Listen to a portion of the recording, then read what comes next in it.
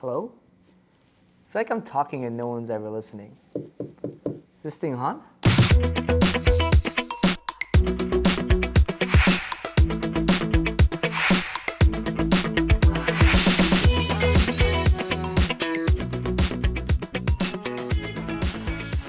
Onboarding is the single most important thing for a SaaS business. Today I'm going to walk you through behind the scenes of MAILSHAKE'S onboarding emails.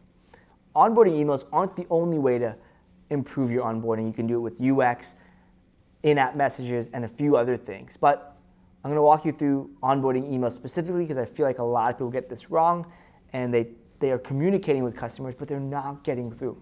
So, like I said, I'm going to walk you through our new onboarding emails that we built off of from talking to our customers and understanding our product first. So let's talk about why proper onboarding is important. First, it helps properly activate a customer and activate a customer nonetheless. Meaning, oftentimes people bail out through the trial process because they're busy, they forget, to be honest, and other real life distractions get in the way. It decreases churn. Proper onboarding means a smarter customer. And a smarter customer is a happier customer, and that's gonna actually increase your word of mouth. You're gonna get more growth if you have better customers or smarter customers who are happier. It's that simple, and it starts early on.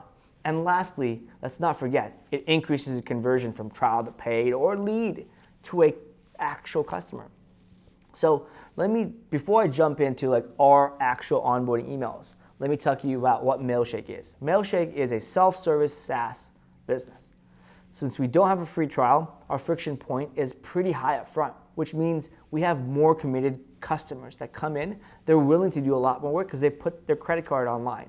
We did this intentionally. We did a lot of testing with our previous product, and for our specific demographic, we found that paying upfront actually converted better for us. It was about 2.5 times better than offering a free trial and then getting them to convert or trying to get them to convert. And to date, we've had zero onboarding. This was my personal test that I wanted to do. I convinced my co-founder to do, to test how good the product and the UX is to see if people could understand it and without any additional information. Now, in-app, we have a few things that we do, but there's no onboarding effort, no conscious decision to make onboarding better. All we did was conscious decision to make our product simpler, easy to use, and our UX dead simple. So guess what? It worked really well. A lot of our early customers converted, they used it, no problems at all. But we want to be better. Our conversion rate from our site is about over 10%, and it's increasing day by day as our word of mouth and our user growth happens.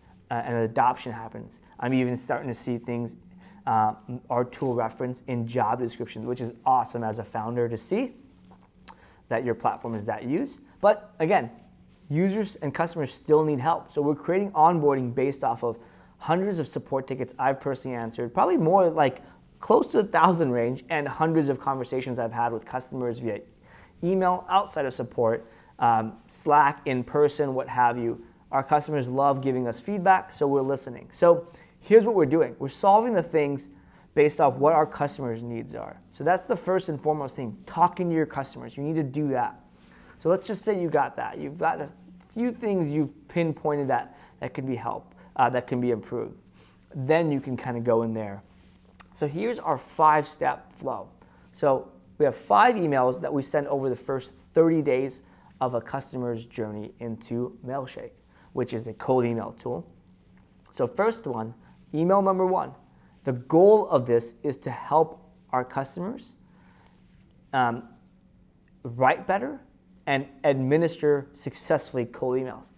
Frankly, if we left it to users without very little guidance, what we're seeing is people make a lot of rookie mistakes. We want to make them smarter upfront, meaning writing shorter emails, teaching them how to write emails, and making sure the emails have the highest success rate or the best chance at an open rate, response rate, reducing bounce rate, and spam issues. Again, smarter customers, better customers. So that's the first thing, is to help our customers be more successful. It's 5 tips, super straightforward, very scannable, And then there's email number 2. So email number 2 happens a few days after someone signs up. And it's actually a warning.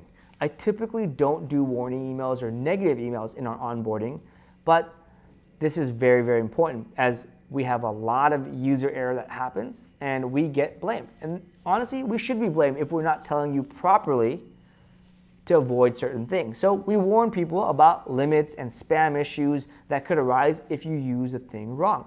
And it's just a few settings or adjustments you need to make. Maybe big on your end, but it's a few things you gotta just know and change to avoid this big black hole that could lead you into a lot of different problems. All right, been in the product, you've probably sent a couple test campaigns or even successful campaigns.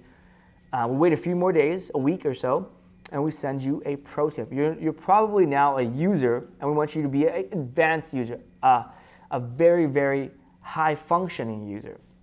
So we send you a pro tips email. It links to a blog post. It outlines a few tips in that email. Again, very, very scannable. And these are referencing things that are not so obvious. It's important that we mention the things that are not so obvious because for someone like an advanced user, they would know this. This is probably something they already knew coming in. But people who are just getting started, we're helping them onboard and use our feature.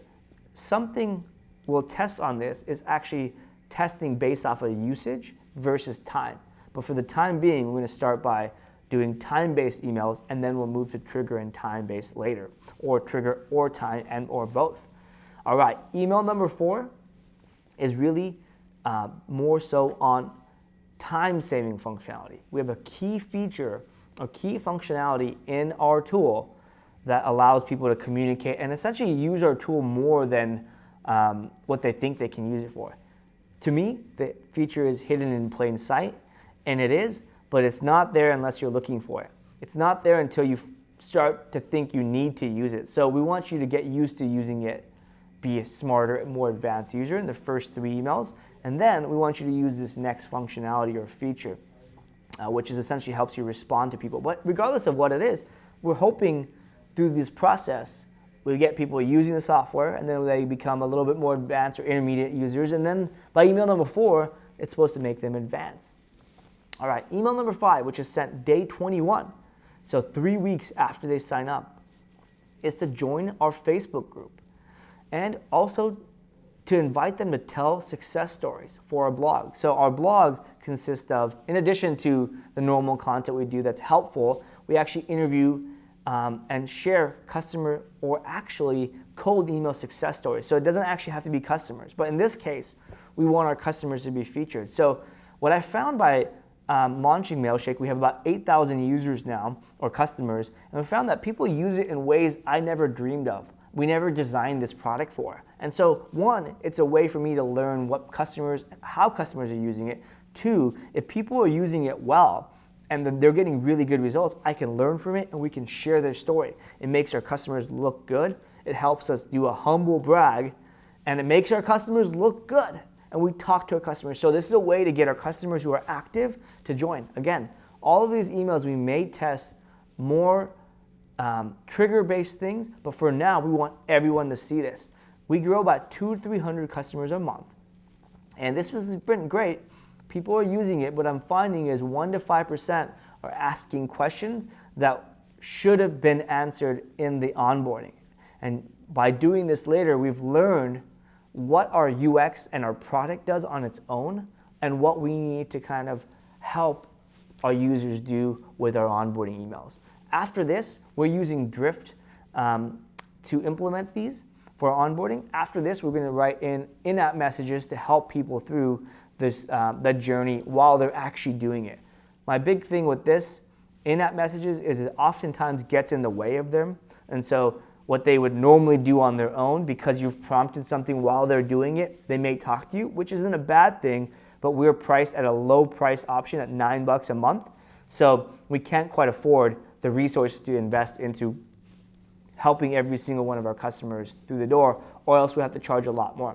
Anyways, I hope this has been helpful. The reason I'm sharing this with you is so you know why I'm doing this, how I'm doing this, and hopefully have inspired you to make some improvements or rewrites. of your own onboarding. And if you have any questions, as always, leave a comment below. Until next time, guys, take care.